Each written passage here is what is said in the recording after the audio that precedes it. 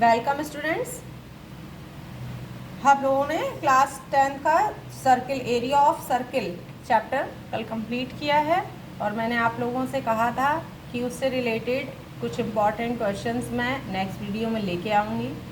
तो मैं आज आप लोगों के लिए सिलेक्टेड क्वेश्चंस जो एग्ज़ाम में आ सकते हैं मैं आपके लिए लेके आई हूँ और इसके लिए आप लोग रेडी हैं? Please concentrate on this class students. कुछ क्वेश्चंस जो मैं आज क्वेश्चंस करवा रही हूँ सेम टू सेम ऐसे क्वेश्चंस आ सकते हैं, इससे रिलेटेड आ सकते हैं, बट इस टाइप के क्वेश्चंस एग्जाम्स में आते हैं। थोड़ा सा ट्विस्ट कर देंगे क्वेश्चंस को, बाकी का मेथड सेम रहेगा। ओके थोड़ा सा आपको माइंड में क्लिक करना होगा कि हाँ इसको हम किस इसमें क्या पूछ रहे हैं और हमको क्या फाइंड आउट करना है, बस क्लियर है। चलिए क्वेश्चन पढ़ते हैं। An umbrella has 8 ribs which are equally spaced as shown in the figure। एक अम्ब्रेला है, उसमें 8 पार्ट्स 8 रिब्स हैं उसकी। ये क्या है, रिब्स होती हैं इसकी, कितनी 8 हैं और इक्वली स्पेस्ड होती हैं। अम्ब्रेला में सभी में होती हैं इक्वली स्पेस्ड, बराबर दूरी पे। Assuming the umbrella to be a flat circle, जब हम उसको पूरा खोलते हैं तो वो सर्किल जैसा बन जाता है इस टाइप से, और जिसकी रेडियस क्या है 42 centimetre. Find the area between the two consecutive ribs of the, मतलब कोई भी दो, अब इनके बीच की डिस्टेंस है, अगर एक का पता चल जाएगा तो बाकी सबका। अच्छा ये पॉइंट, ये पूरा 360 का होता है circle. Measurement of the circle is the angle measurement, हाँ measurement of angle of circle is 360 degree. अब 8 पार्ट्स में डिवाइड है तो क्या करेंगे हम, 360 को 8 से डिवाइड दे देंगे तो क्या आ जाएगा 45 डिग्री में, मतलब जो ईच पार्ट है वो कितने कितने का 45। देखो ऐसे भी दिख रहा है, ये वाली लाइन है ये 90 से डिवाइड कर रही है और ये और हाफ हाफ में, तो 45 तभी तो ये 90 डिग्री का, इधर 45 ये 90 का बना रहा, इधर 45 ये 90 360 हो गया। ओके ये इसका क्वाड्रेंट है पूरा 90 डिग्री का, इसको हाफ हाफ में डिवाइड कर रहा है, ये पूरा ये क्वाड्रेंट है, इसको भी हाफ हाफ में डिवाइड कर रहा है, इधर ये क्वाड्रेंट है ये क्वाड्रेंट है। तो थीटा इज इक्वल टू 45 और क्वेश्चन में हमको आर दी है 42 सेंटीमीटर। बस हमको क्या करना है, ये जो पूरा एरिया है ये फाइंड आउट करना है, ठीक है, सेक्टर का। तो क्या फॉर्मूला होता है, पाई आर स्क्वायर थीटा अपॉन 360, त्रिज्यक खंड जिसको हम बोलते हैं, इसका एरिया फाइंड आउट करना है सेक्टर। फॉर्मूला हम पुट कर देंगे, पाई की जगह 22/7, आर की जगह 42 × 42, थीटा 45 अपॉन 360। कैंसिल आउट 7 से 7 6 ज़ा 42 और यहाँ 6 6 ज़ा 36, 60 आ जाएगा। 5 से 5 9 या 45 और ये डिवाइड हो जाएगा 7 से, सॉरी हाँ 6 से हो जाएगा, 6 7 या 42 और 6 10 या 60, फिर 5 9 या 45, 5 2 या 10 और 2 से ये 6 3 टाइम्स, नहीं 2 ऐसे ही रहेगा, 2 से 22 कैंसिल होगा 11 टाइम्स, तो 11 और 7 और 9 3 बचेंगे, इनटू करेंगे 693 centimetre square, 693 centimetre square is the area of one sector. अगर सबका पूछा जाता पूरे का एरिया तो हम पूरे का ही निकाल लेते, पाई आर स्क्वायर तो है ही उसका एरिया। और अगर दो के बीच का पूछा जाता कि ये ईच क्वाड्रेंट का बताइए एरिया, तो इस क्वाड्रेंट का क्या होता, हम एक का निकाल लेंगे और इसको, नहीं तो हम थीटा को 90 डिग्री मान के निकाल सकते हैं, 45 ना मान के 90 डिग्री कर देंगे तो भी आंसर हमारा आ जाएगा, दोनों ही तरीके से। इसमें आप 2 का मल्टीप्लाई कर दीजिए 693 में, या फिर थीटा को 90 डिग्री बना दीजिए। थीटा को 90 डिग्री बनाएंगे तो 45 में 2 का मल्टीप्लाई होगा ना, सिंपल है। नेक्स्ट क्वेश्चन इज, बहुत ही इंटरेस्टिंग क्वेश्चंस होते हैं ये। देखने में बड़े लगते हैं बट आप जब उनको समझेंगे और जब सॉल्व करेंगे तो बहुत इंटरेस्टेड लगते हैं। अ राउंड टेबल कवर, एक गोल टेबल है उसका कवर है, ये है 6 इक्वल डिज़ाइंस, इसकी ये डिज़ाइंस हैं इसमें 6 as shown in the figure. If the radius of the cover is 28, ये रेडियस कितनी है 28 दी है। Find out the cost of making the design, ये डिज़ाइन बनाने में कितना पैसा लगेगा, कॉस्ट पूछी है। रेट दिया है पर सेंटीमीटर स्क्वायर के हिसाब से 0.35 रुपीज़। तो ये चाहिए हमको, ये जो सेगमेंट है उसका एरिया चाहिए। एक सेगमेंट का एरिया पता चल जाएगा तो है कितनी 1 2 3 4 5 6 है, पूरी 6 का निकाल लेंगे हम लोग। तो एरिया ऑफ सेगमेंट के लिए कैसे निकालेंगे, देखो ये पूरा जो एरिया है सेक्टर का, ये पूरे सेक्टर के एरिया से ये ट्रायंगल का एरिया अगर हम माइनस कर दें, ये पूरा सेक्टर का एरिया है, इससे हमने ट्रायंगल का एरिया माइनस कर दिया, तो ये जो बचा हुआ सेगमेंट है इसका एरिया फाइंड आउट हो जाएगा। लैंग्वेज क्या लिखेंगे, वो is the centre, it has 6 equal designs, each made the segment denoted as, हमने एक मान लिया ए सी, ये ए सी बी ओ ए, ये पूरा ए सी बी ओ ए, और जो सेगमेंट है ए सी बी ए है, सेक्टर है ए सी बी ओ ए।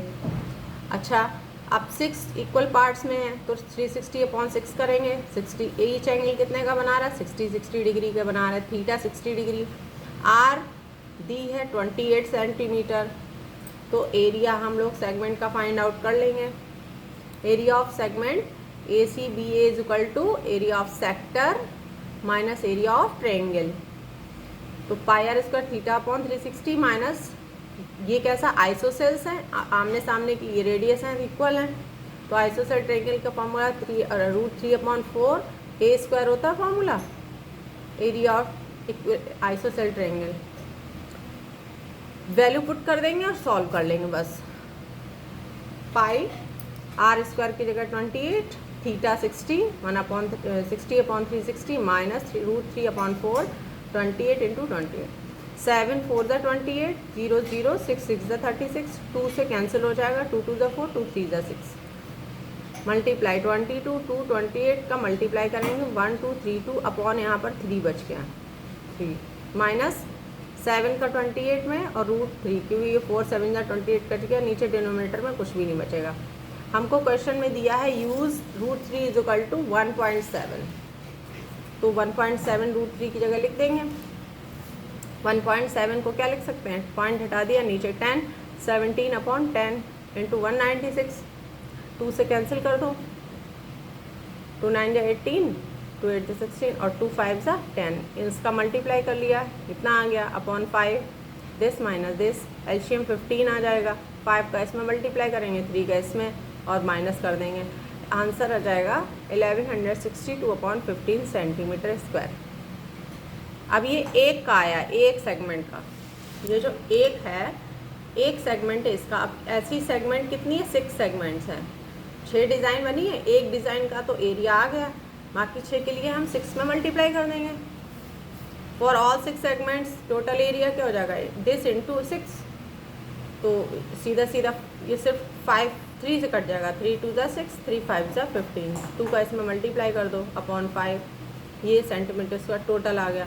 अब 1 सेंटीमीटर स्क्वायर में 0.35 रुपीज़ लग रहे हैं, बाकी में 0.35 का मल्टीप्लाई कर देंगे, पॉइंट हटा के नीचे 100, 5 7 × 35, 7 का मल्टीप्लाई इसमें करेंगे अपॉन 100 है, तो 2 डिजिट से पहले यहाँ पे डेसिमल लग जाएगा, 162 रुपीज़ 68 पैसा cost of the design.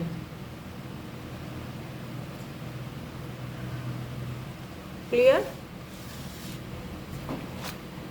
Calculation is most important, calculation गड़बड़ नहीं होनी चाहिए। एक और देखिए डिज़ाइन दी है, calculate the area of the design region, design region का एरिया फाइंड करना है। Common between 2 quadrant circle of a radius, एक सर्किल है, इसका ये क्वाड्रेंट हमने ले लिया, क्या ले लिया, ये क्वाड्रेंट, ये देखो शो कर रहा है ये यहाँ से, ये मान लो दूसरा सर्किल है, उसका क्वाड्रेंट यहाँ से यहाँ तक होगा। हम लोग एरिया कैसे फाइंड करेंगे, पूरे क्वाड्रेंट का एरिया फाइंड कर लेंगे, और इधर से जो सर्किल बन रहा है उसका क्वाड्रेंट पता चला, ये सर्किल बन रहा है, इसका एरिया फाइंड कर लिया। अब जो बीच में ट्रायंगल बन रहा है, जैसे इसका एरिया बीच में ट्रायंगल बन रहा है, इसका एरिया हम माइनस कर देंगे। Means this area of this quadrant minus area of triangle, तो बचेगा क्या, ऊपर वाली डिजाइन आ जाएगी। इसी तरीके से इस वाले में हम देखेंगे तो area of this quadrant of the circle minus area of this triangle, इसको छुपा लो तो ये ऊपर वाले डिजाइन का आ जाएगा। ठीक है, तो इस तरफ से हमको इस डिजाइन का मिल गया, इस तरफ से हमको इस डिजाइन का एरिया मिल जाएगा। ओके, तो फाइंड आउट हमने कैसे किया है, रेडियस आर जो है वो 7 सेंटीमीटर दी है, थीटा हमको 90 डिग्री गिवन है, लेकिन हम इस पर थीटा को यूज़ करेंगे नहीं, क्योंकि हमको यहाँ पर ट्रायंगल चाहिए, ट्रायंगल और क्वाड्रेंट का एरिया ऑफ क्वाड्रेंट कैसे निकालते हैं, पूरा एरिया सर्किल का क्या होता है, पाई आर स्क्वायर, और क्वाड्रेंट 1/4 होता है। क्वाड्रेंट जो है वो सर्किल का 1/4 पार्ट ही तो हुआ, 1 2 3 4, तो ये अपॉन 4 कर देंगे, एक क्वाड्रेंट का एरिया आ जाएगा, और ट्रायंगल का area 1/2 height into base. Clear, और ये 2 टाइम्स करेंगे, एक बार इस इधर के लिए एक बार इधर के लिए, तो 2 का मल्टीप्लाई कर देंगे। सो 2 का मल्टीप्लाई हमने ऑलरेडी कर दिया है। Area of quadrant this is pi R square upon 4 minus area of triangle 1/2 b into h. Put the values of pi and r. Here base is 7 and height is 7. Both are 7 because it is the radius of the circle, which is 7 centimeter given. Simplify this, 2 to the 4, 2 1 बार, और 7 to से 7 cancel हो जाएगा, 11 7 से 77/2 minus 49/2 means 28/2, 2 से 2 cancel, 28 centimetre square इस design का area आया, 28 centimetre square. Is that clear? Okay, go to the next question. Yes, what is the statement of the question? In the given figure OPQR is a rhombus, बताया है कि rhombus है, 3 of whose vertices lie on a circle, 3 vertices तो हैं वो circle में लाई कर रहे हैं, सर्किल पे लाई कर रहे हैं, ये और ये और ये, with the center O, अब एक सेंटर पे है। If the area of the rhombus is this, area दिया है हमको, रेडियस फाइंड आउट करनी है, सिंपल, एरिया से रेडियस तो फाइंड आउट कर ही लेंगे। क्या करेंगे हम, इन दो, ये दिया हुआ है ना रोम्बस, यहाँ से यहाँ तक हमने पी आर को ज्वाइन कर लिया, in the circle centre O P is equal to O Q is equal to O R, is equal to R, radius हो गई, ज्वाइन पी आर को हमने ज्वाइन कर लिया, और इंटरसेक्ट किस पे कर रही है, और ये पी आर और ओ क्यू क्या होगा, इसके डायगोनल्स क्या हो गए, डायगोनल्स। कोई भी रोम्बस है उसके डायगोनल्स एक दूसरे को बाइसेक्ट करते हैं, मीन्स आधा आधा डिवाइड करते हैं। ठीक है, ये इक्वल होंगे, ये इक्वल होगी, अगर ये आर है तो ये दोनों r/2, ये आर है तो ये दोनों r/2 हो जाएंगी, और O S R by 90 degree का एंगल भी बनाते हैं, ये भी 90, ये भी 90, ये भी 90, ये भी डायगोनल्स 90 डिग्री का एंगल बनाते हैं, बाइसेक्ट करते हैं, 90 डिग्री का एंगल बना रहे हैं, ये है। अब अगर हम इसमें देखेंगे, ये वाला ट्रायंगल ले लो, O S R, in triangle O S R की बात कर रहे हैं, तो ये r/2 दिया है बेस, हाइपोटेनियस दी है r, हमको ये परपेंडिकुलर चाहिए, क्या चाहिए, परपेंडिकुलर क्या हो जाएगा, हाइपोटेनियस का स्क्वायर माइनस बेस का स्क्वायर, तो S R square is equal to O R square minus O S square. O R दिया है आर स्क्वायर, यहाँ पर देखिए S R square is equal to O R square minus O S square, means R square minus R square upon 4, ये r/2 का square करेंगे तो r square upon 4 आ जाएगा, तो 4 square minus R square 3r square upon 4, root निकाल लेंगे तो ये √3r/2 हो जाएगा। ये हो जाएगा एस आर आ गया √3r/।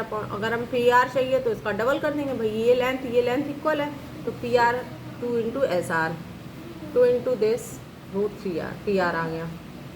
एरिया ऑफ रोम्बस क्या होता है? डायगोनल्स का मल्टीप्लिकेशन। अब ये तो हमको पता है पूरी R है, ये नहीं मालूम था, ये भी निकाल लिया हमने। ये वाला तो पता ही था रेडियस है, ये पता है और ये पता है, हमने मल्टीप्लाई कर देंगे तो 1/2 OQ × PR डायगोनल्स का मल्टीप्लिकेशन का हाफ कर देंगे, मीन्स R × √3r √3r²/2। अब ये तो एरिया ऑफ रोम्बस हमने इस टर्म में निकाला है, हमको गिवन है वैल्यू 32√3, ये हमको वैल्यू गिवन भी है तो कैसे निकालेंगे?